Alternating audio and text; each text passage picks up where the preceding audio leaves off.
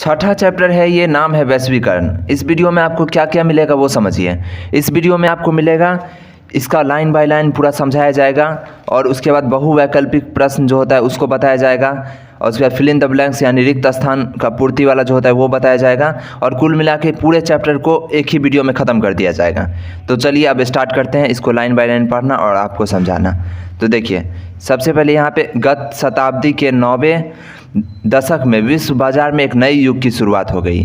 तो ये शुरुआत नए युग क्या था उसको समझिए। अब बाजार की व्यापकता एक क्षेत्र, राज्य और देश की सीमाओं को लांघकर पूरी दुनिया में हो गई।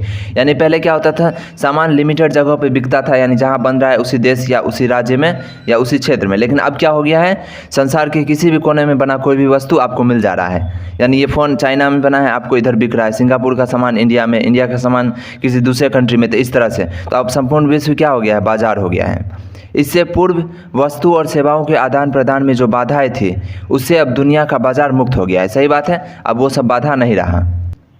वर्तमान स्थिति में छोटे से गांव या शहर के बाजार में भी प्रायः सभी वस्तुएं उपलब्ध होने लगी है। इसके निर्माण का क्षेत्र उस देश से अलग दूसरे देश में था, क्योंकि आपके गांव में भी विदेशी सामान मिल रहा होगा जो दूसरे देश में बन के आता है, जैसे किंडर जॉय या फिर दूसरी चीज़। तो आप इस बात को समझ रहे होंगे। संक्षिप्त में हम कह सकते हैं कि वैश्वीकरण के अंतर्गत, अब डेफिनेशन है ये देखिए, यहाँ से ध्यान दीजिए। संक्षिप्त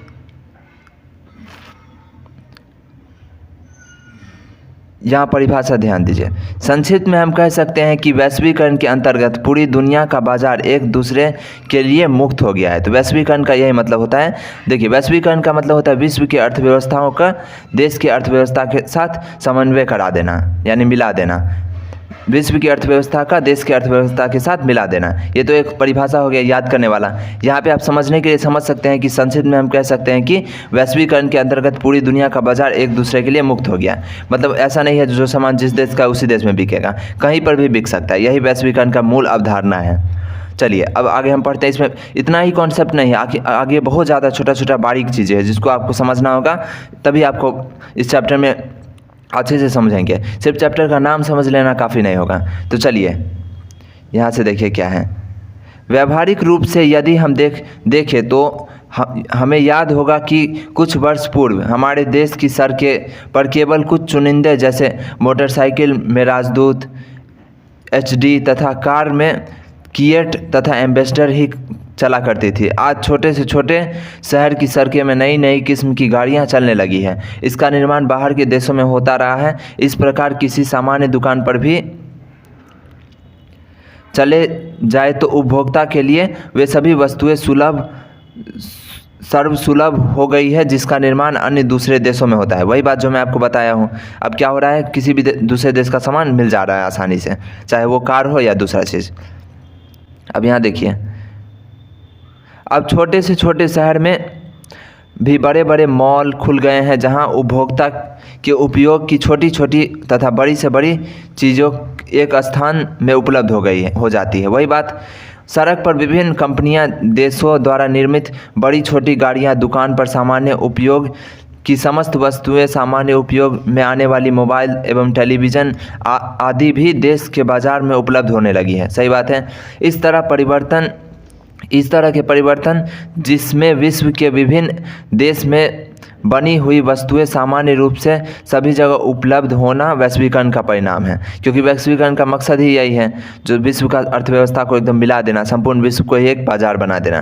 तो वही इसका परिणाम है। मॉल क्या होता है वो दिया हुआ है, तो आप इसको पढ़ लीजिएगा।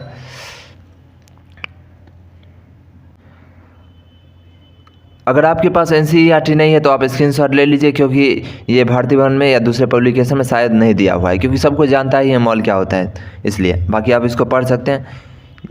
यहाँ पे वैश्वीकरण क्या है, अब देखिए, अब आपको परिभाषा देखने को मिलेगा जो कि एग्जाम में आप लिखिएगा अच्छे से तो आपको मज़ा आ जाएगा। तो समझ लीजिए, क्योंकि समझना ही आसान होता है। एक बार आप समझ लीजिएगा तो आप अपने सर के नोट्स से या फिर चंद्रिका से या फिर खुद से कुछ आंसर से, मतलब चैप्टर से देख के आप खुद से नोट्स बना सकते हैं। मेन इंपॉर्टेंट है समझना। तो चलिए, तो हम आपको पिछले चैप्टर में बताए हुए थे इससे पहले वाले चैप्टर में अगर आप मेरे रेगुलर व्यूअर्स हैं तो आप जानते होंगे। उदारीकरण और निजीकरण के साथ साथ वैश्वीकरण का शब्द प्रयोग पिछले कुछ वर्षों में होने लगा। ये तीनों एक साथ ही आया था, LPG यानी लिबरलाइजेशन, प्राइवेटाइजेशन और ग्लोबलाइजेशन यानी वैश्वीकरण। तो उदारीकरण, निजीकरण और वैश्वीकरण तीनों साथ साथ ही आया था। शब्द का प्रयोग पिछले कुछ वर्षों में होने लगा है। वैश्वीकरण की अवधारणा में राजनीतिक, सामाजिक, आर्थिक और सांस्कृतिक पहलू शामिल हैं, किंतु यहाँ हम वैश्वीकरण की अवधारणा को उसके आर्थिक पहलू के दृष्टि से समझने का प्रयास करेंगे। इस चैप्टर में सिर्फ वैश्वीकरण को ही पढ़ना है। वैश्वीकरण वह प्रक्रिया है, देखिए यहाँ पे वैश्वीकरण वह प्रक्रिया है जिसके द्वारा विश्व की विभिन्न अर्थव्यवस्थाओं का समन्वय या एकीकरण किया जाता है। वही बात जो मैं आपको बताया था, ताकि वस्तुएं एवं सेवाओं, प्रौद्योगिकी, पूंजी और श्रम या मानवीय पूंजी का भी निर्वाह प्रवाह हो सके। अब ये क्या है, ये थोड़ा नया है, आप समझिए। वस्तु और सेवा तो आप समझते होंगे। वस्तु मतलब कोई भी सामान जो बनता है। सेवा यानी सर्विस, पिछले चैप्टर का नाम ही था सेवा, रोजगार और सेवाएं, यही चैप्टर का नाम था। तो उसमें मैं आपको सेवा के बारे में बहुत डिटेल में बताया था, यहाँ शॉर्ट में बताता हूँ। जैसे मैं आपको पढ़ा रहा हूँ तो ये क्या, मैं आपको सेवा दे रहा हूँ। बैंक में क्या होता है, आपको सेवा दिया जाता है, वहाँ कोई सामान तो आपको मिलता नहीं है। इस तरह से जो होता है जिसमें कोई सामान ना बेच के आपको हेल्प, जैसे डॉक्टर आपका इलाज करता है, मतलब ट्रीटमेंट, तो वो भी क्या कर रहा है, सेवा दे रहा है। नर्स भी सेवा दे रही है, तो ये होता है सेवा देना। पूंजी या श्रम, पूंजी मतलब किसी भी उद्योग को स्थापित करने के लिए जो पैसा लगता है उसको पूंजी बोलते हैं। और श्रम या मानवीय पूंजी का भी निर्वाह प्रवाह हो सके। मानवीय पूंजी यानी देखिए कोई दूसरे देश में जाता है काम करने के लिए, तो यहाँ पे क्या हो रहा है, मानवीय पूंजी का भी निर्वाह हो रहा है। चलिए, वैश्वीकरण के अंतर्गत यहाँ देखिए, वैश्वीकरण के अंतर्गत पूंजी, वस्तु तथा प्रौद्योगिकी का निर्वाह रूप से एक देश से दूसरे देश में प्रवाह होता है। इससे स्पष्ट करते हुए बैंकरो मिलानोविक ने कहा है कि वैश्वीकरण का अर्थ पूंजी, वस्तु, प्रौद्योगिकी एवं लोगों का विचार का स्वतंत्र प्रवाह है। ये एक परिभाषा दिए थे ये व्यक्ति, जिनका नाम है बैंकरो मिलानोविक। ठीक है, तो इन्होंने क्या कहा था, वैश्वीकरण के बारे में परिभाषा दिया था कि वैश्वीकरण का अर्थ पूंजी, वस्तु, प्रौद्योगिकी एवं लोगों का विचार का स्वतंत्र प्रवाह होता है। याद कीजिए, आप लोकतंत्र की परिभाषा जब देते थे, अब्राहम लिंकन को कोट करते हैं ना, आप कहते हैं कि अब्राहम लिंकन ने कहा था कि लोकतंत्र जनता के लिए, जनता के द्वारा चलाया गया शासन है, क्योंकि अब्राहम लिंकन ही वो डेफिनेशन को दिए हुए थे। इस तरह से वैश्वीकरण का ये परिभाषा इन्होंने दिया। अगर आप एग्जाम में क्वेश्चन आता है कि वैश्वीकरण क्या होता है, तो आप पहले अपने शब्दों में लिख दीजिएगा, उसके बाद इनका जो डेफिनेशन वो कोट कर दीजिएगा, तो आपको और अच्छा नंबर मिलेगा। तो ये एक तरीका होता है ज़्यादा मार्क्स लाने का। इससे एग्जामिनर खुश हो जाता है, क्योंकि आप कुछ एक्स्ट्रा दे रहे हैं जो बाकी बच्चे नहीं दे रहे हैं, जिससे आपको ज़्यादा मार्क्स आने की पूरी संभावना रहती है। यहाँ देखिए आप, कोई भी ऐसा वैश्वीकरण आंशिक ही माना जाएगा जिसमें मानवीय संपदा के प्रवाह में रुकावट हो। यहाँ पे ग्लोबलाइजेशन को इंग्लिश में डिफाइन किया गया है, वो आप पढ़ लीजिएगा, वही चीज़ है। अर्थात वैश्वीकरण के अंतर्गत वस्तुओं के साथ साथ पूंजी, तकनीक एवं सेवाओं का भी एक देश से दूसरे देश के बीच बिना रुकावट का प्रवाह होता है। मैं आपको समझा दिया। वैश्वीकरण के कारण विभिन्न देश के बीच वस्तुओं एवं सेवाओं, पूंजी और प्रौद्योगिकी का आदान प्रदान होता है। प्रौद्योगिकी मतलब टेक्नोलॉजी। दुनिया के देश एवं लोग एक दूसरे के अपेक्षाकृत अधिक संपर्क में आए हैं वैश्वीकरण के कारण।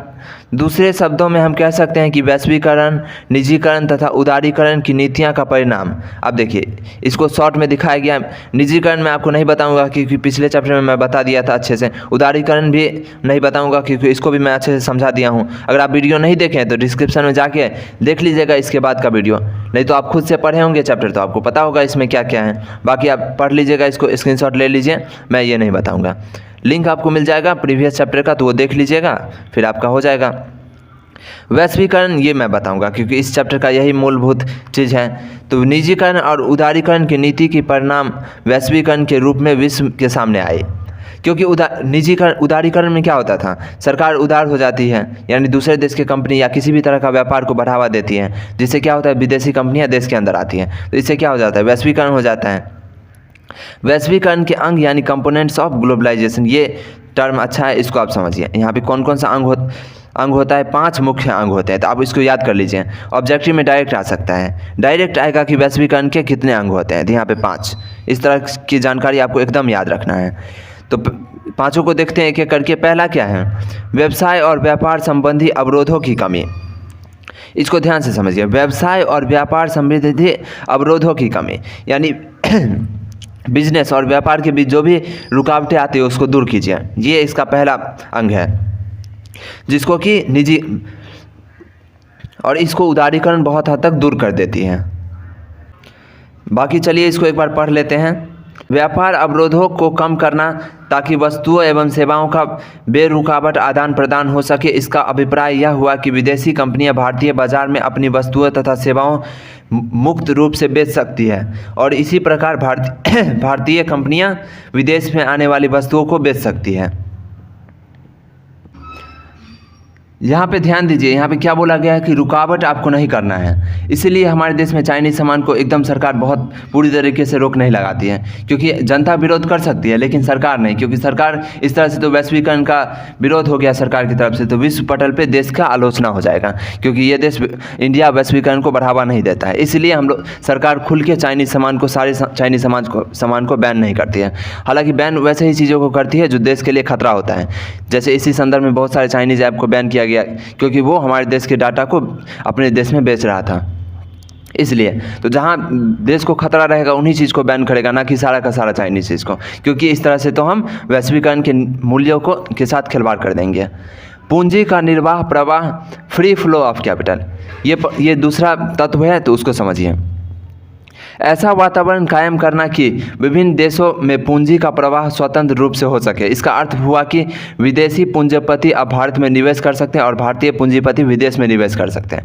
यानी देखिए, मान लीजिए हम एक छोटा सा कंपनी स्टार्ट किया, हमारे पास उतना पैसा नहीं है लगाने को, तो कोई विदेशी कंपनी मेरे कंपनी में पैसा लगा सकती है। अगर उसको मेरे कंपनी, मेरे काम में भरोसा है, तो उसको अगर लगता है कि ये कंपनी आगे जाएगा तो वो उसमें पैसा लगा देगा, और जब कंपनी आगे जाएगा तो उससे उसको भी फ़ायदा मिलेगा, क्योंकि वो पैसा लगाएगा तो उसके बदले उसको क्या मिल जाएगा, शेयर। और जब हमारा कंपनी का ग्रोथ होगा तो वो अपने शेयर बेच के अमीर हो जाएगा, इस तरह से पैसा निकाल लेगा, या फिर उस कंपनी का मालिक ही बन जाएगा और ज़्यादा शेयर खरीद के। 50% शेयर खरीद लिया तो आधा मालिक वो हो गया। इस तरह से क्या होता है, विदेशी लोग इंडिया की कंपनी में पैसा लगाते हैं और हम लोग भी विदेशी कंपनी में पैसा लगाते हैं शेयर खरीद के, या फिर बड़े बड़े पूंजीपति डायरेक्ट जाके, जैसे कुछ दिन पहले इलॉन मस्क पूरा का पूरा ट्विटर खरीद लिया। तो इस तरह से, हालांकि वो उनके देश की कंपनी थी।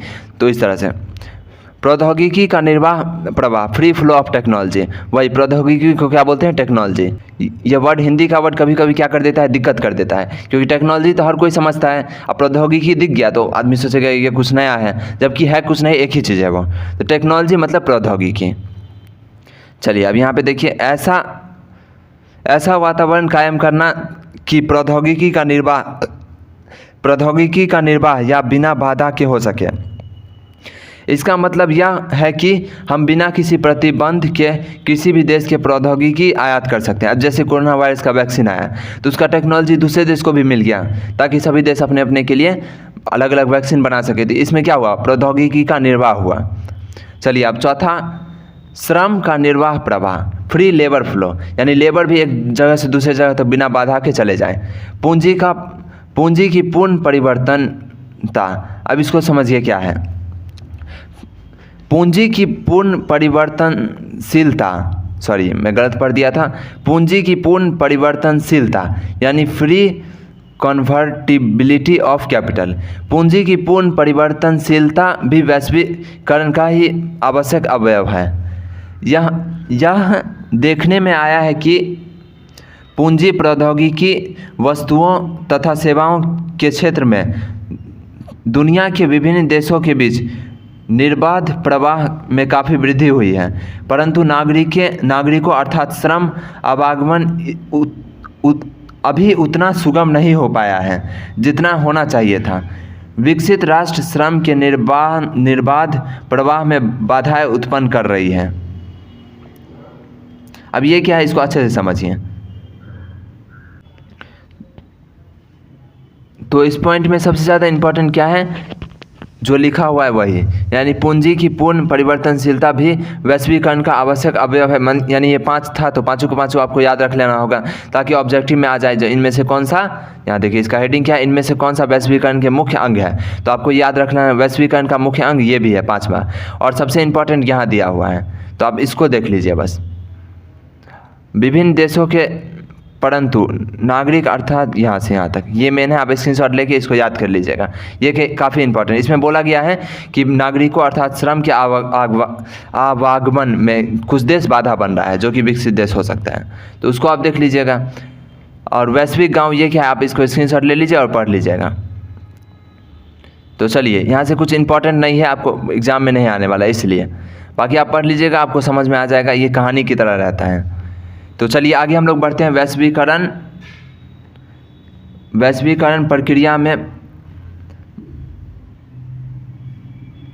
वैश्वीकरण प्रक्रिया में बहुराष्ट्रीय कंपनी की भूमिका, तो सबसे ज़्यादा तो बहुराष्ट्रीय कंपनी की ही भूमिका होती है। तो बहुराष्ट्रीय कंपनी क्या होती है वो समझिए। ऐसी कंपनी जो एक साथ बहुत सारे देशों में काम करती है और उनका जो भी मतलब संस्था है, कंपनी का ऑफिस वगैरह बहुत सारे देश में है, हेडक्वार्टर इस तरह से बहुत सारे देशों में है, तो ऐसे कंपनी को बहुराष्ट्रीय कंपनी कहते हैं, क्योंकि ये एक देश में ना होकर संपूर्ण विश्व में अपना काम करती है। जैसे अपना टाटा, भारत का जो टाटा है वो बहुराष्ट्रीय कंपनी है और बहुत बड़ी बहुराष्ट्रीय कंपनी है। इस तरह से विदेशी HUL यानी हिंदुस्तान यूनिलीवर, आप अपने घर में सर्फ से लेके साबुन तक जो भी यूज़ करते हैं ज़्यादातर क्या होता है, हिंदुस्तान यूनिलीवर का ही होता है। तो ये भी एक मल्टीनेशनल कंपनी है, यानी बहुराष्ट्रीय कंपनी है। इसके अलावा यहाँ पे नाम दिया हुआ है, आप पढ़ सकते हैं। बहुराष्ट्रीय कंपनी वह है जो अधिक देशों में उत्पादन पर नियंत्रण व स्वामित्व रखती है, यानी अपने कंट्रोल में उत्पाद को रख के बेचती वगैरह है। जैसे Fords motor, Samsung, Coca Cola. हालांकि कोका कोला का नाम अलग अलग देश में अलग अलग रहता है, जैसे अपने देश में स्प्राइट वगैरह है, सब कोका कोला के अंदर ही आता है, कोका कोला के अंदर। नोकिया, इन्फोसिस, टाटा मोटर्स आदि। अब नोकिया तो बर्बाद हो गया है, तो ये बुक काफ़ी पहले छपती है, इसलिए पुराना डाटा रहता है इसके अंदर। तो चलिए आगे हम लोग चलते हैं। आप बहुराष्ट्रीय कंपनी के हज़ारों नाम गिना दीजिएगा, क्योंकि आप समझदार बच्चे हैं। बहुराष्ट्रीय कंपनी की कार्यप्रणाली, बहुराष्ट्रीय कंपनी कैसे काम करती है उसको समझिए। तो बहुराष्ट्रीय कंपनी उत्पादन लागत में कमी करने एवं अधिक लाभ कमाने के उद्देश्य से उन जगहों या देश में उत्पादन के लिए कारखाने स्थापित करती है जहां उन्हें सस्ता श्रम, सस्ता कच्चा माल एवं अन्य संसाधन मिल सकते हैं। उदाहरण के लिए भारत में उपभोक्ता वस्तुओं के उत्पादन की बड़ी कंपनी डाबर अपनी वस्तुओं का उत्पादन सस्ती भूमि पर श्रम की उपलब्धता के कारण नेपाल में भी करती है। तो यहाँ पे ये क्या है इसको समझिए। यहाँ पे बोला गया है कि बहुराष्ट्रीय कंपनी ऐसी जगहों पे अपना काम करती है जहाँ उसको सस्ता लेबर यानी सस्ता श्रम, सस्ता कच्चा माल और अन्य संसाधन मिल सके। तो ध्यान दीजिए, सिर्फ कच्चा माल और कच्चा लेबर यानी सस्ता लेबर ज़रूरी नहीं है, और भी चीज़ रहना चाहिए। अगर ऐसा होता है तो हमारे बिहार में भी बहुत सारा कंपनी आता है, लेकिन नहीं आता है क्योंकि हमारे बिहार में बहुत सारी चीज़ों की कमी भी है, यानी आधारभूत सर्विस जो होता है, आधारभूत ज़रूरतें जो है बिहार में कमी है उसकी। पिछले चैप्टर में मैं आपको इसके बारे में बहुत अच्छे तरीके से बताया था, तो पिछला चैप्टर तो ज़रूर पढ़िए, देखिए डिस्क्रिप्शन में लिंक ज़रूर होगा। तो यहाँ पे चलिए उदाहरण के लिए डाबर का एग्जांपल दिया हुआ है। डाबर एक बहुराष्ट्रीय कंपनी है जो कि नेपाल में अपने सामान को बनाती है, क्योंकि नेपाल में उसको सस्ता श्रम और सस्ता भूमि मिल जाता है। अब देखिए यहाँ पे बहुराष्ट्रीय कंपनी वस्तुएं एवं सेवाओं का उत्पादन विश्व स्तर पर कर रही है, इससे वे ज़्यादा लाभ कमाती है, क्योंकि बड़ी बड़ी बहुराष्ट्रीय कंपनी एक से ज़्यादा देशों में बेचती है, बनाती है, तो ऑब्वियसली ज़्यादा कमाएगी और उसका बहुत बड़ा नेटवर्थ होगा ऐसी कंपनी का। चलिए आगे चलिए। बहुराष्ट्रीय कंपनी की एक अनोखी पद्धति जिसे आउटसोर्सिंग कहा जाता है, ये के द्वारा कंपनियां अपना कार्य करती है। आउटसोर्सिंग के बारे में भी मैं पिछले चैप्टर में बहुत अच्छे तरीके से बता दिया हूँ। आउटसोर्सिंग यानी जैसे कोई विदेशी कंपनी है तो वो अपना सारा काम उधर ही नहीं करेगी, बल्कि इंडिया के कुछ कुछ कंपनी, छोटे मोटे कंपनी को अपना काम सौंप देगी। जैसे कोई एक अकाउंटिंग करने वाला छोटा कंपनी है तो उसको बोल देगा जो इंडिया का अकाउंटिंग करो, या फिर कॉल सेंटर वाला जो काम होता है, क्या लगता है आपको, जो भी कॉल सेंटर होता है सबका अपना नहीं, कस्टमर केयर जो होता है वो एक ही मतलब कंपनी रहता है, वो बहुत सारे सिम का, बहुत सारे प्रोडक्ट्स का कस्टमर सर्विस सर्विस वही प्रोवाइड कराता है। तो ये क्या होता है, आउटसोर्सिंग इस तरह से। और भी बहुत सारा काम होता है जो कि आउटसोर्सिंग के तहत किया जाता है, यानी काम को सौंप देना किसी छोटे मोटे कंपनी को, तो ये आउटसोर्सिंग। जैसे कोई विदेशी कंपनी है तो सारा काम खुद देखेगी तो उसको बहुत दिक्कत हो जाएगा, तो क्योंकि उसका इंडिया में भी उसका बहुत बड़ा सेल होता है, बहुत ज़्यादा, बहुत बड़ा नेटवर्क है, तो इंडिया में ही छोटे मोटे कामों को सौंप देगी इंडियन कंपनी को ही, छोटा मोटा जो कंपनी है या ऑर्गेनाइजेशन है उसको। तो यही होता है आउटसोर्सिंग। तो आप इसको पढ़ लीजिएगा, मैं आपको समझा दिया सरल शब्द में, काफ़ी है ये। तो इसको पूरा पढ़ लीजिएगा, स्क्रीनशॉट ले लीजिए अगर आपके पास नहीं है भारतीय बहन तो, सॉरी NCERT, तो ये देखिए, मार लीजिए स्क्रीनशॉट। अब चलिए अगला हम लोग पढ़ते हैं, बहुराष्ट्रीय कंपनी द्वारा विश्व भर में उत्पादन को एक दूसरे से जोड़ना। अब ये सबसे कठिन काम होता है, इसको समझिए ये कैसे करती है कंपनियाँ। बहुराष्ट्रीय कंपनी कई प्रकार से अपने उत्पादन कार्य का प्रसार करती है, यानी अपना जो भी उत्पाद बनाता है उसको पूरा फैलाने का काम कैसे कैसे करती है वो समझिए। तो पहला, स्थानीय कंपनी को खरीदना, और उसके बाद यहाँ देखिए,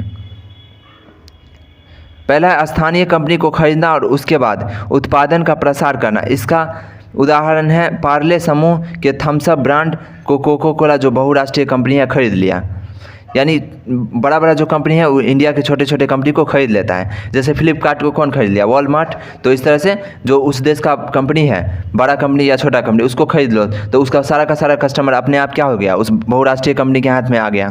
तो इस तरह से कंपनी खरीद लेना भी एक बहुत सही तरीका है। अगला, कभी कभी यहाँ देखिए, अगर आपको समझ में आ रहा है, मज़ा आ रहा है तो लाइक सब्सक्राइब जरूर कर दीजिए। अगला, कभी कभी बहुराष्ट्रीय कंपनी इन देशों की स्थानीय कंपनी के साथ संयुक्त रूप से उत्पादन करती है। इससे स्थानीय कंपनी को तो एक नवीन प्रौद्योगिकी यानी टेक्नोलॉजी मिलती है जिसे बहुराष्ट्रीय कंपनी अपने साथ लाती है। दूसरा, ज़्यादा उत्पादन करने के लिए पूंजी भी मिलती है, क्योंकि विदेशी कंपनी के साथ टाई अप हो रहा है, मतलब हाथ मिला रहा है कोई देसी कंपनी, तो उसको टेक्नोलॉजी भी मिलेगा और पैसा भी मिलेगा, ताकि और ज़्यादा से ज़्यादा उत्पादन, अच्छे से अच्छा उत्पादन किया जा सके। क्योंकि बहुराष्ट्रीय कंपनी के पास काफ़ी ज़्यादा पूंजी होती है। हमारे देश की पूंजी मतलब जो बहुराष्ट्रीय कंपनी होती है वो बहुत बड़ा उसका नेटवर्क है, तो ऑब्वियसली ज़्यादा कमाता है, तो पूंजी भी उसके पास क्या होगा, ज़्यादा होगा। तो ये भी एक तरीका है। तो अभी हम लोग क्या सीखे, दो तरीका। कितना तरीका, दो तरीका, यानी एक तो जो बहुराष्ट्रीय कंपनी को खरीद लेना, और दूसरा जो भी देश की कंपनी है उसके साथ हाथ मिला लेना, यानी पार्टनरशिप कर लेना।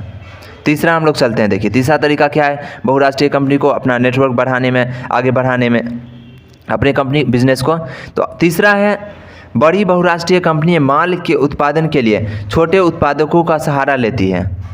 जैसे वस्त्र, जूते, खेल के सामान, खिलौने आदि के उत्पादन बड़ी संख्या में उत्पादकों द्वारा बहुराष्ट्रीय कंपनियों के लिए किया जाता है। बहुराष्ट्रीय कंपनियों के उत्पादन खरीदकर अपने ब्रांड के नाम से दुनिया भर में बेचती है। अब देखिए क्या होता है, जो छोटा मोटा कंपनी होता है वो सामान तो बना लेती है, लेकिन उसके साथ दिक्कत क्या होती है, वो उसको बेच नहीं पाती है, क्योंकि उसके पास प्रचार करने के लिए, ऐड चलाने के लिए, बड़े बड़े एक्टर को अपने ऐड में लाने के लिए ये सब का पैसा नहीं है। और सामान ऐड देख के बहुत ज़्यादा बिकता है। कोई भी सामान आप खरीदते हैं तो कंपनी का सामान खरीदते हैं, वही वैसा ही सेम सामान आपको लोकल मिल जाए तो आप उसको पसंद नहीं करेंगे, क्योंकि उस पर आपको भरोसा नहीं होता है। तो कुछ कंपनी क्या करती है, जो भी लोकल सामान बनाने वाला जो कंपनी उसको पसंद आ जाता है, उसका सामान वो खरीदती है और अपना कंपनी का टैग चिपकाती है उस पर और उसको बेचती है फिर। अब क्योंकि उसका अपना टैग मिल गया तो अब दूसरे मतलब लोग समझेंगे कि कंपनी का सामान है तो उसको खरीदेंगे। तो ये भी काफ़ी सही चीज़ है। हमारे देश का जो भी देसी सामान है जैसे पापड़ वगैरह, वो सब क्या होता है, मुख्य रूप से अचार, पापड़, ये सब नॉर्मल लोग ही बनाते हैं और उसको कंपनी खरीदती है, बहुराष्ट्रीय कंपनी, और उसमें अपना डाल देती है मोहर। जैसे किसान हो गया, तो ये क्या सब सारा का सारा इस तरह से आप समझ सकते हैं। अब चलिए आगे। इस प्रकार हम देखते हैं कि बहुराष्ट्रीय कंपनी संयुक्त उपक्रम के माध्यम से या कंपनी के विलय से या विभिन्न देश छोटे उत्पादकों के माल आपूर्ति लेकर के अपना उत्पादन जाल फैलाती है। विलय मतलब होता है कंपनी में अपने कंपनी को जोड़ लेना। और यहाँ पे बाकी बात तो आपको समझ में आ ही गया होगा। तो तीन तरीका है बहुराष्ट्रीय कंपनी को अपना जाल बिछाने का, मतलब अपना नेटवर्क बढ़ा के बेचने का। एक तो कंपनी को ही खरीद लो, उस देश के कंपनी को जिस देश में पैर पसारना है, या तो उस कंपनी के साथ हाथ मिला लो, नहीं तो किसी छोटे मोटे कंपनी के उत्पाद खरीद के अपना मोहर लगा के उसको बेचो। इस तरह से तीन तरीका हो गया। अब यहाँ पे ब्लैक वर्ड में क्या लिखा हुआ है उसको देखिए। इस तरह बहुराष्ट्रीय कंपनी के द्वारा विश्व के दूर दूर स्थानों पर फैला उत्पाद एक दूसरे से संबंधित हो रहा है एवं वैश्वीकरण की प्रक्रिया में मुख्य भूमिका निभा रहा है। वही बात, बहुत अच्छा लाइन चलिए आगे देखिए, वैश्वीकरण एवं बाजारों का एकीकरण। बाकी रुकिए, हम वीडियो पॉज करके हम पहले खुद पढ़ लेते हैं, जो नया होगा वो समझा देंगे। इसमें बाकी चीज़ तो मैं जो बता दिया वही है, लेकिन एक नया चीज़ है, ईस्ट इंडिया कंपनी का उदाहरण। आप इतिहास में पढ़े होंगे, अगर आप शिक्षा में मन लगा के नहीं पढ़ते थे तो आपको नहीं पता होगा। तो देखिए, ईस्ट इंडिया कंपनी जो थी वो भारत में पहले व्यापार करने के लिए आई थी। और सोचिए, एक कंपनी जो व्यापार करने के लिए आई है वही धीरे धीरे इतने बड़े देश को अपना गुलाम बना लेती है। तो सोचिए कितना खतरनाक बात ये है। ये कंपनी मतलब पहले क्या होता था, बहुत सारे इंग्लैंड की कंपनी यहाँ आती थी, तो क्या हो गया, ईस्ट इंडिया कंपनी जो था वो वहाँ की सरकार से इजाज़त ले लेती है और बोलती है कि मैं ही सिर्फ जाऊँगा इंडिया में व्यापार करने के लिए, बाकी कोई कंपनी मेरे साथ नहीं आएगी और मैं अकेला पूरा एकाधिकार मुझे चाहिए। तो ऐसा वहाँ से सरकार से उसको इजाज़त मिलती है और बदले में सरकार का भी फ़ायदा था। तो इस हिसाब से सिर्फ इंग्लैंड की तरफ से कौन आया, ईस्ट इंडिया कंपनी, और धीरे धीरे ये कंपनी ही भारत को गुलाम बना लेती है। तो सोचिए, एक कंपनी देश को गुलाम बना ली, ईस्ट इंडिया कंपनी। तो ये पुराने समय की बात थी। तो यहाँ पे ये इंटरेस्टिंग बात है। और यहाँ पे ज़रूरी क्या है, सेकेंड लाइन यहाँ देखिए, वैश्वीकरण के फलस्वरूप विदेशी व्यापार पर नियंत्रण में ढीलापन आया है। इस प्रकार विदेशी व्यापार दुनिया के देशों के बाज़ारों को जोड़ने या एकीकरण करने का कार्य मिलता है। तो देखिए यहाँ पे यहाँ पे फिर से यहाँ पे देखिए, यही इंपॉर्टेंट लाइन है, विदेशी व्यापार के नियंत्रण में ढीलापन आया। क्योंकि ईस्ट इंडिया कंपनी के समय में क्या होता था, एक ही कंपनी थी इंग्लैंड की तरफ से, लेकिन अब ऐसा नहीं है, अब तो बहुत सारे कंपनी आती है एक ही देश के। वैश्वीकरण के संभव बनाने वाला कारक, अब वैश्वीकरण इतना सक्सेसफुल है, उसको संभव बनाने का क्या क्या कारक है, तो इसका सिर्फ 2 ही कारक हैं। इससे पहले वैश्वीकरण का जो अंग था वो 5 था, मैंने आपको 5 समझा दिया। अब क्या है, वैश्वीकरण के कारक कौन से हैं, 2 है। ये सब डायरेक्ट ऑब्जेक्टिव में आ सकता है। कभी भी किसी भी चीज़ का भेद जो होता है, यानी इसका कारक कितना होगा, इसका प्रकार कितना होगा, इसका अंग कितना होगा, उसको आप याद रख लीजिए नंबर वाला, क्योंकि ऑब्जेक्टिव में सीधा आ जाएगा। वैश्वीकरण के कितने फैक्टर्स हैं, यानी वैश्वीकरण के कितने कारक हैं, सीधा आ जाएगा ऑब्जेक्टिव में। तो इसको तो याद रख ही लीजिए, नाम भले ही ना याद रहे, लेकिन कितना फैक्टर है, कितना अंग है, इसको याद रखिए।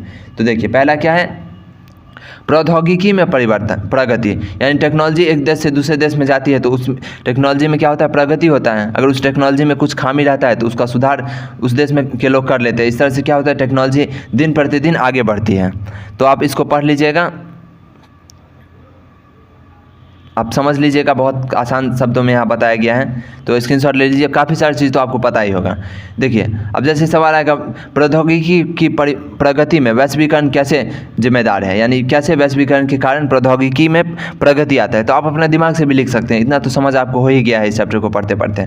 बाकी आप स्क्रीनशॉट ले लीजिए, इसको पढ़ लीजिएगा। अगला हम बढ़ते हैं, चलिए यहाँ पे एक ब्लू पेन में क्या लिखा हुआ है उसको पढ़ते हैं। चलिए देखिए, सूचना एवं संचार प्रौद्योगिकी के विकास में वैश्वीकरण की प्रक्रिया में काफ़ी तेज किया है। सूचना और प्रौद्योगिकी का विकास, यानी टेक्नोलॉजी और इंफॉर्मेशन एंड टेक्नोलॉजी, ये होता है सूचना और प्रौद्योगिकी। यानी जैसे अभी न्यूज़ वगैरह देखते हैं तो विदेशी न्यूज़, टेलीफोन, इंटरनेट, यूट्यूब किसकी कंपनी है, अमेरिका की कंपनी है जिस पे आप पढ़ रहे हैं। तो ये भी क्या है, वैश्वीकरण का अंग है। तो ये समय काफ़ी ज़्यादा तेज़ी आया है, यही चीज़ लिखा हुआ है यहाँ पे वही आप फ़ोन से किसी भी कोने से न्यूज़ ले सकते हैं, जानकारी ले सकते हैं। संपूर्ण विश्व आपके अंगूठे पे है, फ़ोन में आपको सारी जानकारी मिल जाती है। ई बैंकिंग, दुनिया भर का जो टेक्नोलॉजी के बारे में बात किया गया है उसको आप पढ़ लीजिए। ये लाइन बाय लाइन नहीं पढ़ रहा हूँ, क्योंकि देखिए ये बुक काफ़ी पहले छापी गई, इसमें एग्जाम्पल से लेके कॉन्सेप्ट काफ़ी पुराना है। अब ज़माना 5G में आ गया है, तो आप एग्जाम्पल भी अच्छा दीजिए, कॉन्सेप्ट भी अच्छे से लेटेस्ट तरीके से समझिए। क्योंकि आप यूट्यूब पर पढ़ाई कर रहे हैं तो इतना तो आपको दिमाग होगा ही। तो इस तरह से आप इसको पढ़ लीजिएगा और अपना दिमाग लगा के एग्जाम में आया तो लिख दीजिएगा। चलिए स्क्रीनशॉट ले लीजिए, बाकी आपके पास नहीं है NCERT तो आप पढ़ लीजिएगा एक बार, बाकी कुछ खास नहीं है यहाँ। इस तरह यहाँ देखिए, यहाँ देख लिया आप ब्लू पेन में जो है। इस तरह हम देखते हैं कि सूचना एवं प्रौद्योगिकी का विकास में लोगों को नज़दीक लाकर वैश्वीकरण की प्रक्रिया में काफ़ी तेज़ी लाई। क्योंकि इन्फॉर्मेशन और टेक्नोलॉजी जितना ज़्यादा शेयर होगा, वैश्वीकरण उतना ज़्यादा फैलेगा। विदेशी व्यापार तथा विदेशी निवेश का उदारीकरण, वही बात है जो मैं आपको बता दिया। विदेशी व्यापार भी समझें और विदेशी निवेश भी, यानी दूसरे देश के जो उद्योगपति है वो देश में आके निवेश करती है। अब यहाँ पे एक इम्पॉर्टेंट चीज़ है, वो देखिए 1991 में क्या हुआ था। तो देखिए, उदारीकरण, वैश्वीकरण और निजीकरण, ये तीनों जो चीज़ था वो 1991 में आया था अपने देश में, यानी 1991 में। इससे पहले हमारे देश में क्या होता था, जो भी चीज़ था वो कंपनी, सरकारी कंपनी ही ज़्यादा रहती थी, विदेशी सामान खुल के नहीं बिकती थी और इससे हमारे अर्थव्यवस्था काफ़ी चौपट हो रही थी, जिसके कारण 1991 में ये नीति आई उदारीकरण, वैश्वीकरण और निजीकरण की। और इसके अंतर्गत क्या क्या हुआ वो पढ़ते हैं, चलिए साथ साथ पढ़ते हैं। सन 1991 में उदारीकरण व्यापार नीति प्रारंभ की गई। विदेशी व्यापार एवं देशी निवेश पर से अधिक अवरोधों जैसे आयात पर कर आदि को काफ़ी हद तक हटा दिया गया, यानी इसको कम कर दिया गया ताकि विदेशी सामान आसानी से आ सकें। दूसरे शब्दों में अब आयात निर्यात बेरोक टोक किया गया, यानी विदेशी कंपनी खुल के आने लगी इंडिया के अंदर। विदेशी कंपनियां यहाँ पर कार्यालय और कारखाने स्थापित कर सकती है और यहाँ पे अवरोधों को हटाने की प्रक्रिया उदारीकरण के नाम दिया गया, यानी जो लाइसेंस वगैरह का जो भी लफड़ा था उसको धीरे धीरे कम किया गया, टैक्स को कम किया गया, विदेशी कंपनी को थोड़ा मौका दिया गया। इसी को क्या बोलते हैं, उदारीकरण। विदेशी कंपनी के साथ साथ देशी कंपनी को भी। विदेशी व्यापार तथा विदेशी निवेश के उदारीकरण की इस नीति को भी वैश्वीकरण की प्रक्रिया में बढ़ावा मिला। जाहिर सी बात है, विदेशी कंपनी को आने का मौका दे रहे हैं हम लोग, ज़्यादा झंझट नहीं कर रहे हैं, तो इससे क्या हो रहा है, वैश्वीकरण का बढ़ावा मिल रहा है। यहाँ पे वर्ल्ड ट्रेड ऑर्गेनाइजेशन या यूनाइटेड नेशन यानी संयुक्त राष्ट्र संघ का एक अंग है, उसके बारे में दिया हुआ है, तो चलिए इसको भी पढ़ेंगे। विश्व व्यापार संगठन यानी वर्ल्ड ट्रेड ऑर्गेनाइजेशन यानी WTO एक ऐसी अंतर्राष्ट्रीय संगठन है जिसका उद्देश्य अंतर्राष्ट्रीय व्यापार को उदार बनाना है और संगठन की स्थापना जनवरी 1995 में की गई। भारत इसका संस्थापक सदस्य रहा है। वर्तमान में 149, देखो भारत इसका संस्थापक सदस्य रहा है, इसलिए हम लोग चाइनीज सामान को पूरी तरीके से बैन नहीं कर सकते हैं। सरकार ने कभी भी, देखिएगा, जनता विरोध करती है लेकिन सरकार खुल के चाइनीज सामान का विरोध नहीं करती, क्योंकि सरकार क्या है, हमारा देश क्या है, वर्ल्ड ट्रेड ऑर्गेनाइजेशन का हिस्सा है। तो इस तरह से करेंगे तो नियमों का उल्लंघन हो गया इस तरह से। तो वर्तमान में 149 देश सदस्य हैं इसका मुख्यालय जेनेवा में है। अंतर्राष्ट्रीय जो भी यूनाइटेड नेशन यानी संयुक्त राष्ट्र संघ का जो भी अंग है उसका ज़्यादातर का मुख्यालय कहाँ है, जिनेवा में है। विश्व व्यापार संगठन जिनेवा कहाँ है वो भी समझिए। जिनेवा है स्विट्ज़रलैंड की राजधानी। स्विट्ज़रलैंड एक देश है जिसकी राजधानी जिनेवा है, तो याद रखिए। और मेरे साथ पढ़िए, तो पेन कॉपी लेके रखिए ताकि कुछ पॉइंट वगैरह है तो उसको आप लिख सकते हैं। विश्व व्यापार संगठन अंतर्राष्ट्रीय व्यापार से संबंधित नियमों को निर्धारित करती है और देखती है कि इन नियमों का पालन यानी नियमों का पालन हो। विश्व व्यापार संगठन सभी देशों को मुक्त व्यापार की सुविधा देती है, परंतु विकसित देश ने अनुचित ढंग से व्यापार अवरोधों को बना रखा है। दूसरी ओर विकासशील देशों पर दबाव डालकर उन्हें व्यापार अवरोधों को हटाने के लिए विवश किया गया है। तो आखिर बड़ा जो देश है वो खुद के अंदर तो दूसरे देश के सामान को लाने के लिए अलग अलग कॉम्प्लेक्स नियम बनाते हैं, लेकिन छोटे मोटे देश या विकासशील देशों में खुल के अपना सामान बेचती है। अब आज अगर हमारे देश में सभी लोग लोकल सामान को ही ज़्यादा खरीदे, अपने देश के कंपनी का सामान खरीदे, तो हमारा देश कितना आगे बढ़ जाएगा। लेकिन क्योंकि हम लोग वैश्वीकरण के एक सबसे बड़ा नुकसान यही है कि देश का जो कंपनी है उसको घाटा में झेलना पड़ता है, क्योंकि विदेशी सामान लोग ज़्यादा खरीदने लगते हैं, तो ये एक नुकसान है इसका। तो एक बैलेंस होना चाहिए। अगर आप इससे सहमत हैं तो कमेंट में अपना राय ज़रूर दे सकते हैं। हमारे साथ जुड़िए, चैनल को सब्सक्राइब कीजिए, तभी आप मज़ा से पढ़ पाइएगा हर चैप्टर को। चलिए देखिए, भारत में वैश्वीकरण क्यों, तो वैश्वीकरण भारत में क्यों ज़रूरी है, ये बहुत इंपॉर्टेंट बात है, तो इसको पढ़िए।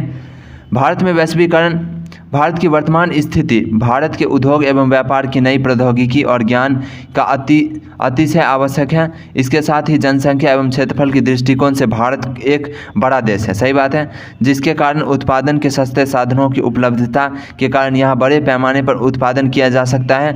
विश्व का बड़ा उपभोक्ता बाजार होने के कारण दुनिया के सभी देश की निगाह भारत पर है।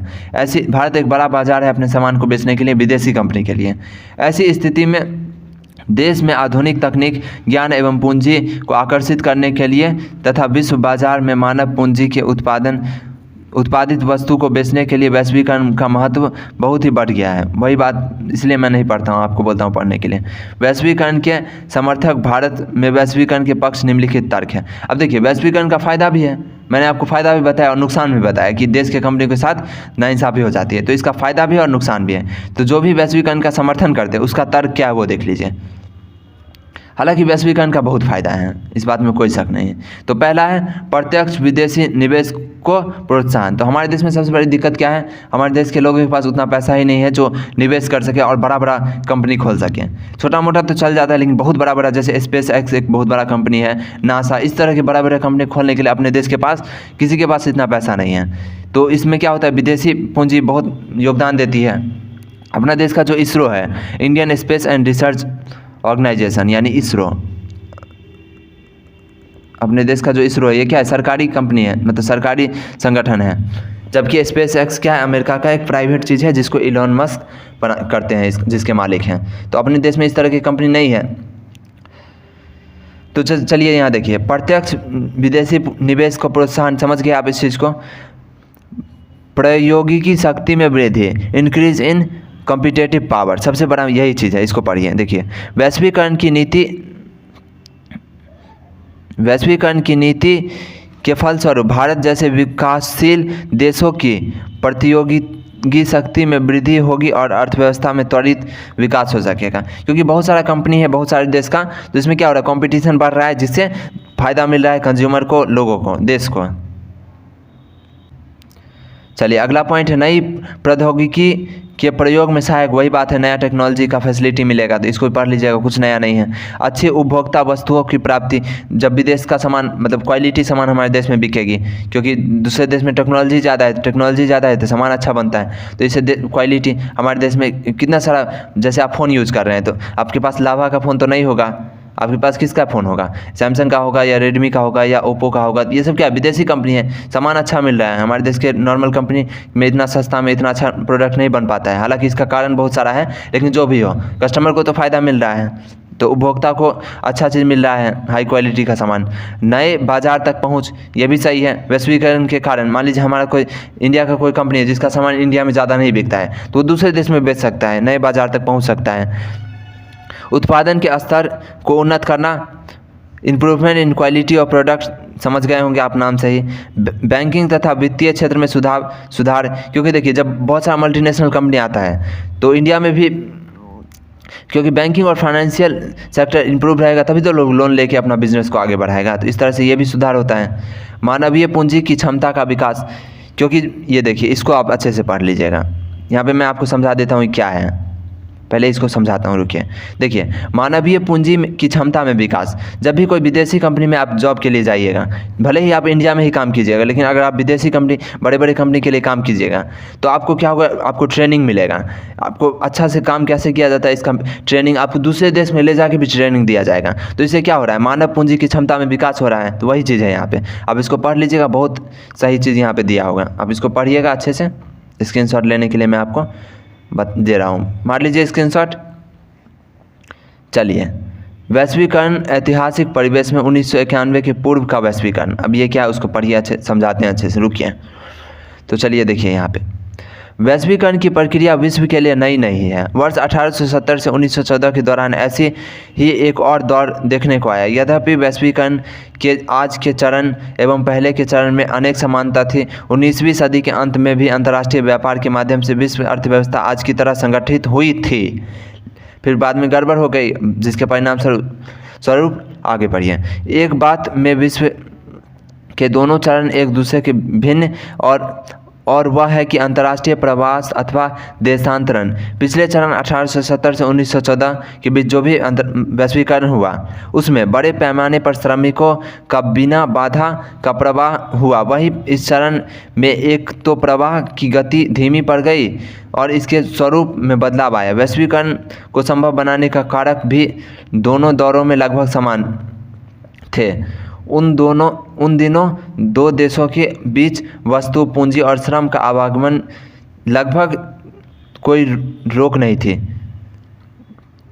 भाप के जहाज, अब देखिए इसको समझिए ये क्या है। तो बोला गया है कि अर्थव्यवस्था नई चीज़ नहीं है जो 1914, मतलब पहले भी अर्थव्यवस्था, मतलब वैश्वीकरण इस तरह का आया था, वही चीज़ दिया हुआ है। इसमें कुछ खास नहीं है, आपको एग्ज़ाम में नहीं आएगा। हालांकि खास तो है, लेकिन एग्ज़ाम में आने के पॉइंट ऑफ व्यू से ये कोई इंपॉर्टेंट नहीं है, क्योंकि ये पिछला बात हो गया। इसको समझने के लिए आपको डीप में समझना होगा, तभी आपको समझ में आएगा।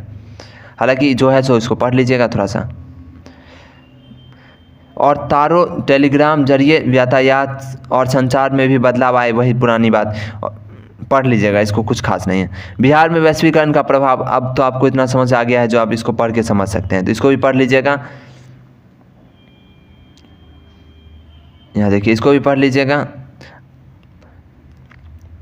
समझ में आ जाएगा आपको सारा चीज़। अब चलिए एक नया चीज़ क्या है उसको देख लीजिएगा। आप पढ़ के देखिएगा, आपको समझ में नहीं आएगा तो आप कमेंट कीजिएगा वो टॉपिक, उस पॉइंट, मान लीजिए आपको कोई पॉइंट नहीं समझ में आया तो बस उस पॉइंट को आप लिख दीजिएगा कमेंट बॉक्स में, हम उस पॉइंट को लेके एक वीडियो बना देंगे। तो कोई दिक्कत नहीं, आप पढ़िए, पूरा हेल्प करेगा आपको ये चैनल। तो चलिए आगे बढ़ते हैं। देश की तरह बिहार की आर्थिक व्यवस्था पर वैश्वीकरण का कुछ सकारात्मक प्रभाव पड़ा जो निम्नलिखित हैं। तो कृषि उत्पाद में वृद्धि, इसको भी पढ़िएगा। निर्यात में वृद्धि, निर्यात मतलब होता है जब अपना देश का सामान कोई दूसरे देश में भेजते हैं तो उसको निर्यात बोलते हैं, और विदेशी सामान को इंडिया में लाते हैं तो उसको आयात बोलते हैं। विदेशी प्रत्यक्ष विनियोग की प्राप्ति, availability of foreign direct investment, यानी विदेश से डायरेक्ट पैसा आ रहा है कंपनी में, उसको क्या बोलते हैं, विदेशी प्रत्यक्ष विनियोग की प्राप्ति। इसको पढ़िएगा, सब आसान है एकदम, कुछ नहीं है। जो टेक्निकल टर्म था, जो हार्ड टर्म था, उसको मैं आपको समझा दिया। शुद्ध राज्य घरेलू उत्पाद तथा प्रति व्यक्ति शुद्ध राज्य घरेलू उत्पाद में वृद्धि। अब इसको समझिए, ये बहुत इंपॉर्टेंट है। यहाँ पे धुंधला दिख रहा होगा, आप पढ़ नहीं पा रहे होंगे, लेकिन आपकी बुक में तो अच्छे से लिखा होगा। तो देखिए, increase in net state domestic product, यहाँ देखिए net state domestic product and, तो ये क्या होता है इसको समझिए। शुद्ध राज्य घरेलू उत्पाद, यानी राज्य के अंदर जो भी बनता है उसका पैसा में जो वैल्यू होता है उसको बोलते हैं नेट स्टेट डोमेस्टिक प्रोडक्ट, ठीक है। जैसे देश में पूरा उत्पाद जो भी बनता है उसको जीडीपी यानी ग्रॉस डोमेस्टिक प्रोडक्ट बोलते हैं, यानी सकल घरेलू उत्पाद। इसी तरह से राज्य के लिए होता है स्टेट डोमेस्टिक प्रोडक्ट। जैसे देश के लिए जीडीपी है, वैसे ही राज्य के लिए क्या है, स्टेट डोमेस्टिक प्रोडक्ट यानी शुद्ध राज्य घरेलू उत्पाद। वैश्वीकरण के फलस्वरूप चालू मूल्यों पर बिहार के शुद्ध घरेलू उत्पाद तथा प्रति व्यक्ति शुद्ध घरेलू उत्पाद में वृद्धि हुई, वही बात है। दूसरे शब्दों में इस अवधि में राज्य की कुल आय तथा प्रति व्यक्ति आय में वृद्धि हुई। अब इस तरह का क्वेश्चन तो आएगा नहीं, क्योंकि बिहार जो भी था पहले से तो आगे बढ़ ही रहा है, तो हर चीज़ में वृद्धि ही हो रहा है, समझ रहे हैं ना आप इसको। साक्षरता दर पूछे या फिर राज्य में जो भी टेक्नोलॉजी है, सब चीज़ में बिहार आगे बढ़ रहा है, तो आपको आंख बंद करके समझिए इसको, जो प्रगति हो रहा है, वृद्धि हो रहा है। चलिए आगे देखिए। विश्व स्तरीय उपभोक्ता वस्तु की उपलब्धता, एक ही चीज़ को 1000 बार लिख के अलग अलग तरीके से समझाने का प्रयत्न किया गया है। रोजगारों के अवसर में वृद्धि, ये तो एकदम कॉमन सी बात है, जब भी विदेशी कंपनी आएगी तो रोजगार भी मिलेगी, पढ़ लीजिएगा। बहुराष्ट्रीय बैंक एवं बीमा कंपनियों का आवागमन, बहुत सारा इंटरनेशनल बैंक भी होता है तो वो सब भी, और बीमा कंपनी यानी जो इंश्योरेंस प्रोवाइड करती है, इसको आप समझिए बीमा कंपनी क्या होता है। याद रखिए, मैं जो भी बोलता हूँ आपको पढ़ने के लिए वो पढ़िए, लेकिन जहाँ पे जो नया टर्म है वो मैं आपको सिखा ही जाता हूँ। तो बीमा कंपनी क्या होता है, जो इंश्योरेंस प्रोवाइड करता है, यानी लाइफ इंश्योरेंस, यानी आप मर जाइएगा तो, जैसे इवेंट इंश्योरेंस भी होता है, यानी आपको कोई भी बड़ा इवेंट कीजिएगा तो अगर कोई नुकसान आ गया आकस्मिक तो उसका भरपाई कौन करेगा, कंपनी करेगा। जैसे आपका गाड़ी का इंश्योरेंस होता है, यानी एक्सीडेंट होगा तो पैसा कौन देगी, कंपनी देगी। इस तरह से हर चीज़ का इंश्योरेंस होता है। जो आप मैच देखते हैं आईपीएल वगैरह का, तो उसका भी इंश्योरेंस होता है, यानी बारिश होता है तो उससे जो भी नुकसान होता है उसका भरपाई भी इंश्योरेंस कंपनी करती है। तो इंश्योरेंस कंपनी जो विदेशी कंपनी होती है उसके पास पैसे की कोई कमी नहीं होती है, तो वो इस तरह का चीज़ प्रोवाइड करती है। जैसे बिहार में बहुराष्ट्रीय बैंक जैसे HSBC बैंक आदि का आगमन हुआ। अब इस बैंक का आप नाम भी नहीं सुने होंगे, क्योंकि इस बुक को बहुत पहले लिखा गया है, तो पुरानी कंपनियों का नाम रहता है। अब पुरानी कंपनी अगर बर्बाद हो गई, ख़त्म हो गई, तो वो आपको अजीब लगेगा उसको पढ़ के। बिहार में बहुराष्ट्रीय कंपनी, अब ये सब पढ़ लीजिएगा, कंपनी सब का नाम है। अब तो इससे ज़्यादा कंपनी सब आ गई है इंश्योरेंस के मामले में, अब तो ऑनलाइन बहुत सारा कंपनी है, तो इसको पढ़ लीजिएगा। अब निगेटिव इम्पैक्ट पे चलिए, वैश्वीकरण का जो नुकसान है उस पर चलिए। तो फ़ायदा तो बहुत सारा है, नुकसान भी बहुत सारा है। चलिए देखिए, पहला, कृषि एवं कृषि आधारित उद्योगों की उपेक्षा, यानी देखिए कृषि और कृषि आधारित उद्योग, क्योंकि अब पढ़िए इसको। बिहार में कृषि प्रधान राज्य है बिहार, यहाँ बड़े बड़े पैमाने पर उद्योग धंधे काफ़ी कम हैं। राज्य में कृषि पर किया गया निवेश संतोषजनक नहीं है। यहाँ कृषि आधारित उद्योगों का विकास की संभावना काफ़ी है, लेकिन इन उद्योगों में वैश्वीकरण के पश्चात जितना निवेश होना चाहिए उतना नहीं होता है। सही बात है, कृषि को लोग वैज्ञानिक तरीके से नहीं करता है, पैसा कोई इन्वेस्ट नहीं करता है क्योंकि खेती में फ़ायदा ही नहीं होता है इसलिए। लेकिन अगर सही तरीके से किया जाए तो उसमें भी निवेश किया जाए अच्छे तरीके से तो कृषि से भी बहुत ज़्यादा हो सकता है कमाई। कुटीर एवं लघु उद्योग की पर विपरीत प्रभाव, ये इसको समझिए। कुटीर और लघु उद्योग क्या होता है? कुटीर उद्योग और लघु उद्योग, इसको समझिए।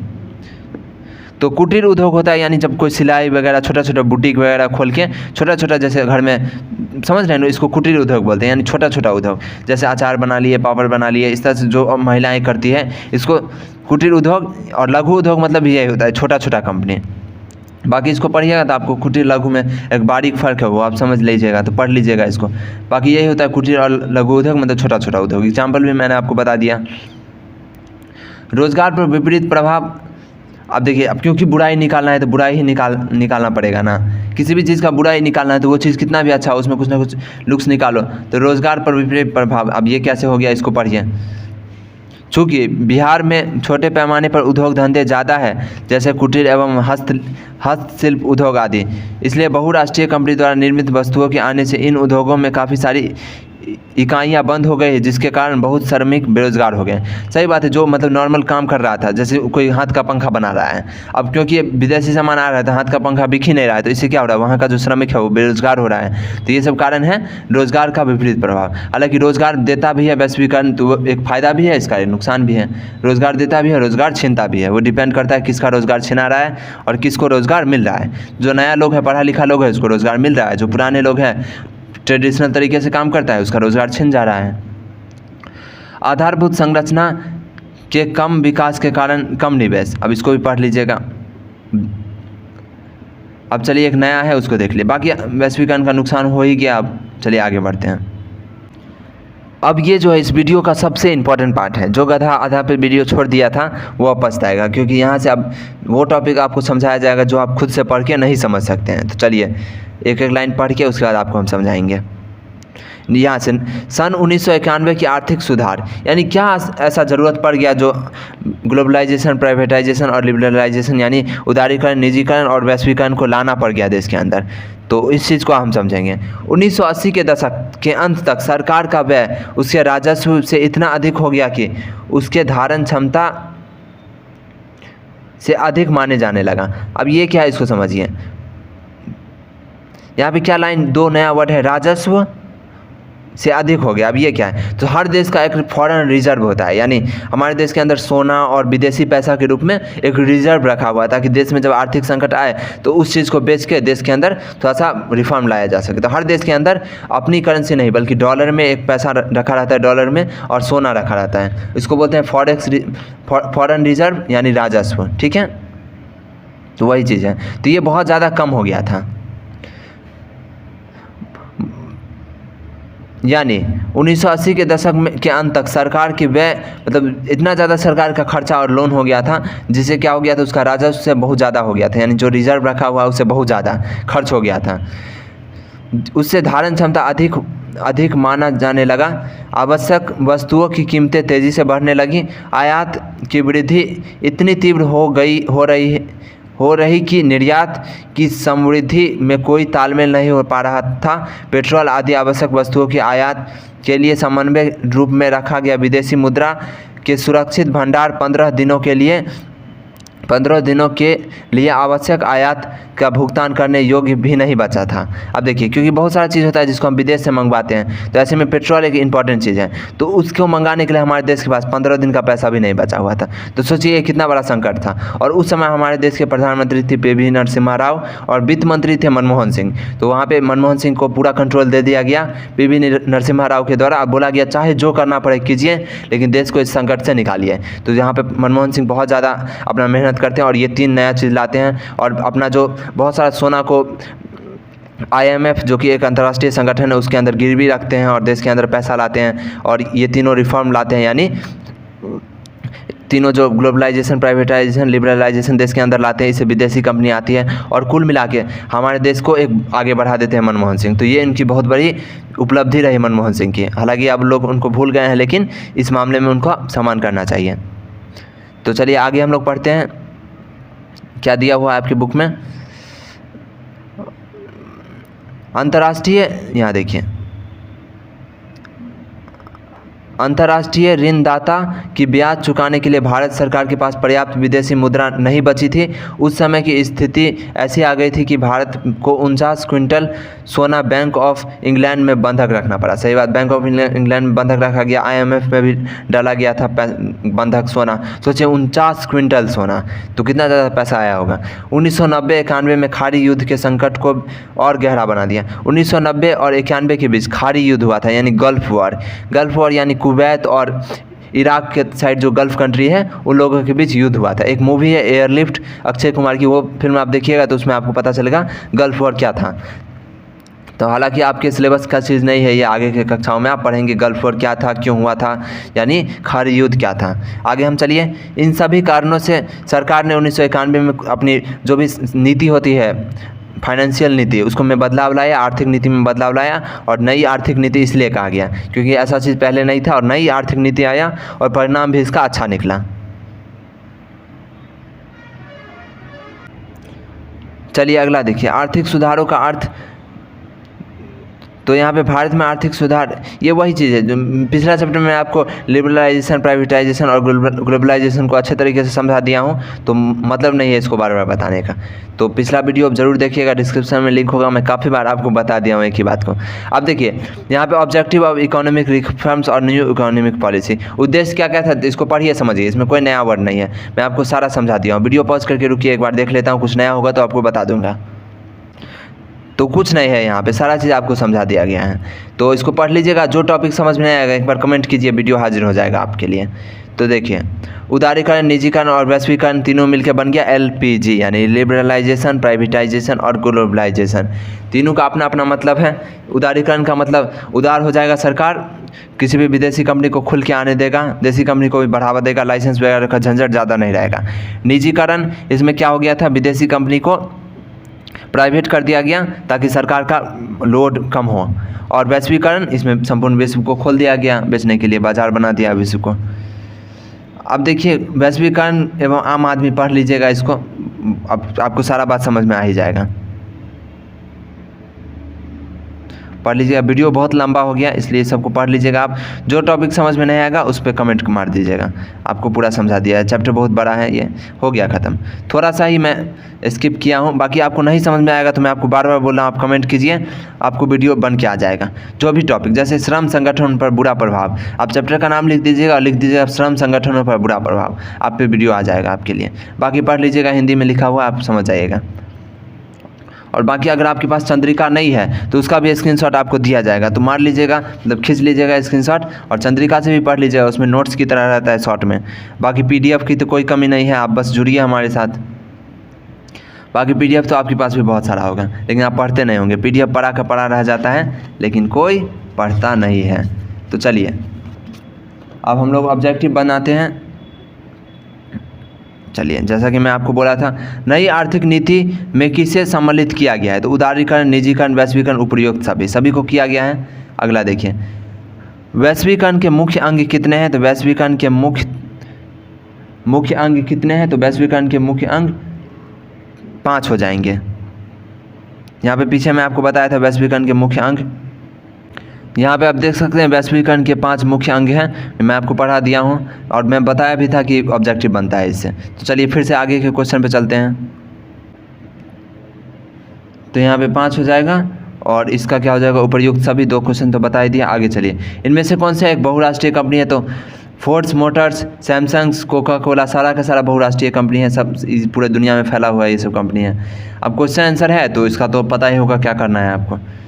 अब चलिए यहाँ पे नहीं, क्वेश्चन आंसर नहीं है ये भी तो ऑब्जेक्टिव ही है, सॉरी गलती हो गया, ये भी ऑब्जेक्टिव है। चलिए देखिए, वैश्वीकरण का अर्थ क्या है, तो विदेशी पूंजी एवं विनियोग पर रोक नहीं, ये तो गलत बात है, ये नहीं होगा। और व्यापार, पूंजी, तकनीक हस्तांतरण, सूचना का प्रभाव द्वारा देश की अर्थव्यवस्था का विश्व की अर्थव्यवस्था के साथ समन्वय, यही हो जाएगा इसका आंसर। सरकारीकरण की प्रक्रिया को बढ़ावा देना नहीं, सरकारीकरण की प्रक्रिया को बढ़ावा देना कहीं से भी वैश्वीकरण का नहीं होगा, और इनमें से कोई नहीं तो होगा नहीं, तो मतलब ख हो जाएगा इसका आंसर, यानी ऑप्शन बी। अगला चलिए, पार्ले समूह के थम्स अप ब्रांड को किस बहुराष्ट्रीय कंपनी ने खरीद लिया? तो कोका कोला खरीद लिया थम्स अप को। इसलिए देखिए होगा, आप स्प्राइट पीजिए या थम्स अप पीजिए, सबके ढक्कन पे कोका कोला ही लिखा रहता है, आप गौर कीजिएगा कभी, क्योंकि कोका कोला ही खरीद लिया है सारे को। अब देखिए, वैश्वीकरण का अर्थ देश की अर्थव्यवस्था का विश्व की अर्थव्यवस्था के साथ, तो पहला का हो जाएगा विश्व।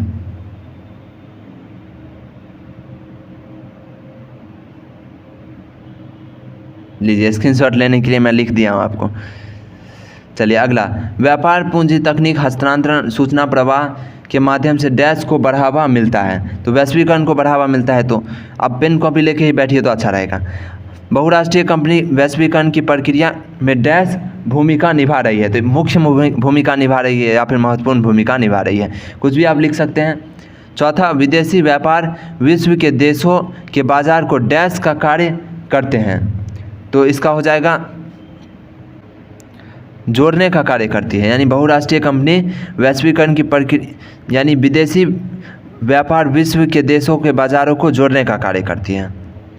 तो चलिए चौथा पे चलते हैं, विदेशी व्यापार विश्व के देशों के बाज़ारों को जोड़ने का कार्य करती है, यानी जोड़ना हो जाएगा इसका आंसर। WTO यानी वर्ल्ड ट्रेड ऑर्गेनाइजेशन की स्थापना सन कितने में हुआ? तो इसका आंसर हो जाएगा सन 1995 में, मैंने आपको बताया था।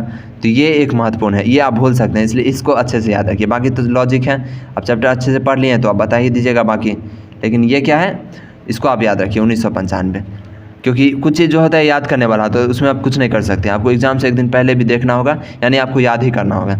वैश्वीकरण से आप क्या समझते हैं? तो बहुत अच्छे तरीके से लिख सकते हैं, और कोई छोटा बच्चा पूछे तो उसको बोल दीजिए, विश्व की अर्थव्यवस्था के साथ देश की अर्थव्यवस्था का समन्वय वैश्वीकरण कहलाता है। वैश्वीकरण के अंतर्गत संपूर्ण विश्व को एक बाजार का रूप दे दिया गया है, और किसी महान व्यक्ति का डेफिनेशन कोट कर दीजिएगा, तो इस तरह से वैश्वीकरण हो गया।